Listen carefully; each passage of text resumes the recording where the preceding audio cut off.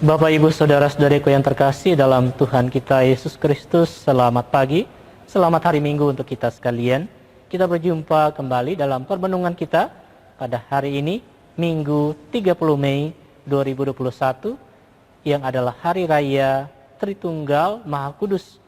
Kita akan merenungkan dari Injil Matius pasal 28 ayat 16 sampai 20.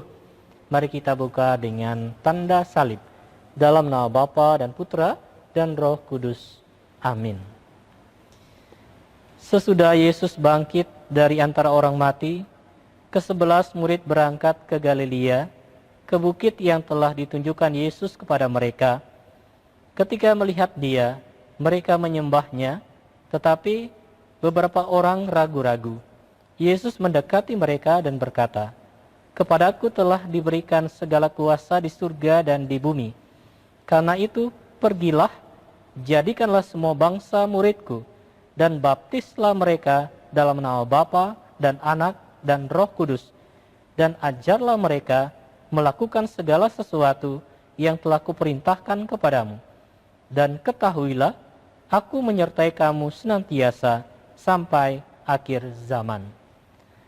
Demikianlah Injil Tuhan. Terpujilah Kristus. Bapak, Ibu, Saudara-saudariku yang terkasih dalam Tuhan kita Yesus Kristus, kekhasan kita sebagai orang Katolik nampak dari ketika kita membuat tanda salib. Ketika memulai dan menutup doa.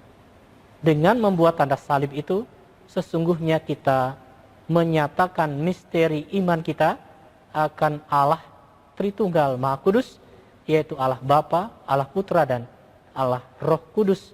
Satu Allah, tiga pribadi. Paulus ke-6 menjelaskan bahwa Bapa, Putra, dan Roh Kudus adalah pribadi-pribadi ilahi.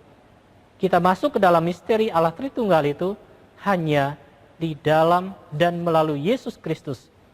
Allah Bapa tak kelihatan, tetapi menjadi tampak dalam Putra Tunggal yang adalah gambaran Allah yang tidak kelihatan.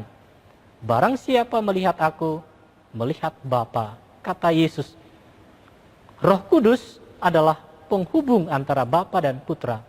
Dialah yang melanjutkan karya Kristus di dunia sesudah Yesus naik ke surga. Dia yang memberi hidup dan semangat kepada gereja untuk tetap melangkah maju dalam siarahnya di dunia.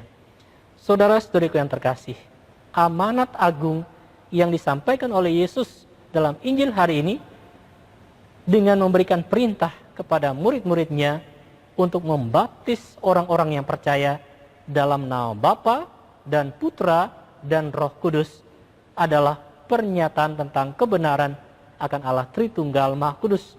Bagaimana persatuan Bapa, Putra, dan Roh Kudus berdaya guna dan menaungi orang-orang yang dibaptis. Bapa menciptakan, Putra menebus, dan Roh Kudus memberi hidup baru kepada orang-orang yang dibaptis. Persekutuan hidup baru di dalam Allah Tritunggal itu menjadi contoh atau panutan bagi persekutuan di antara umat Allah. Sebagaimana Bapa, Putra, dan Roh Kudus membentuk suatu persekutuan, maka kita pun dipanggil untuk membentuk persekutuan.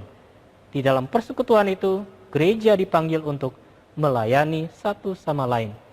Saudara-saudari yang terkasih, membentuk persekutuan mengandaikan bahwa kita menyingkirkan segala bentuk individualisme dan ingat diri supaya kita dapat menjadi pembagi dari cinta Allah Tritunggal kepada sesama kita. Sebagaimana Allah yang esa bisa memainkan peranan yang berbeda-beda terhadap manusia, yakni sebagai pencipta, penebus, dan penghibur, maka hendaknya kita dapat melayani sesamanya sesuai dengan tugas kita yang berbeda-beda.